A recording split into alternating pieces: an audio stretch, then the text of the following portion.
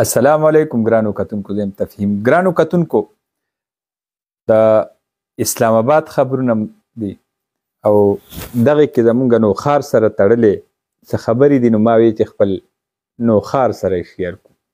او دې کې دا نه دی چې پاټای کې پرویز خان چېرته پاټای ته ځي او پاټای کې شاملیږي، نه، بلکې هغې ته د وزارت ورکولو باره کې څه خبرې دي او ډېره غټه مطالبه او ډېر مضبوط طریقې سره د هغې سفارش د ډېر مضبوط ځای نه هغه سفارش شوی دی.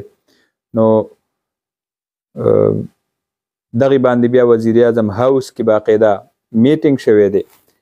نو دې کې پرون دا خبرونه خو ډېر وخت نه چلیږي، خو مریم بی بی جي ډېر غټ ځای ته هغه غوستی شوې وه او هغې کې نور څه امور دي د ټول ملک حوالې سره، سیاست حوالې سره خبرې اترې مشورې.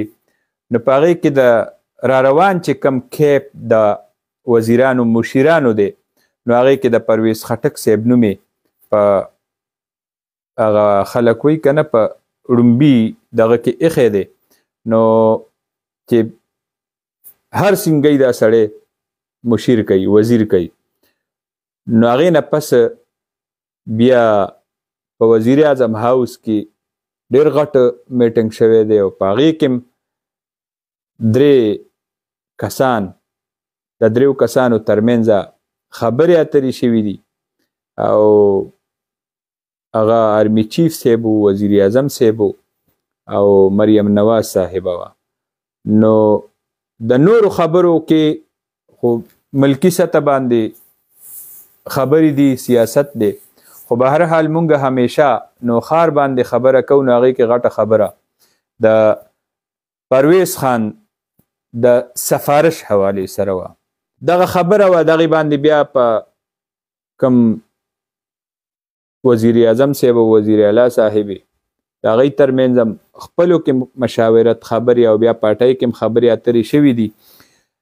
نو مضبوط ترین وینا او مضبوط ترین سفارش چې کم تر اوسه پورې مخکې خو د پاټو د شاملېدو هغې پاټۍ ته ځي، دلته پاټۍ ته ځي، نو چونکې هغه د پاټو حوالې سره خبرو کې څه صداقت نو او د مشیرۍ او وزیرۍ دا خبره د ډېر مضبوط ځای نه او د ډېرو مضبوطو سورسز نه او د ډېرو مضبوطو خلقو د قلم نه او دغه نه راووته. نو مونږ هم نوخار سره شیر کوو چې ډېر غټ سفارش دې ټایم کې د پرویز خان روان دی او د ډېر اهم سړي د طرف نه.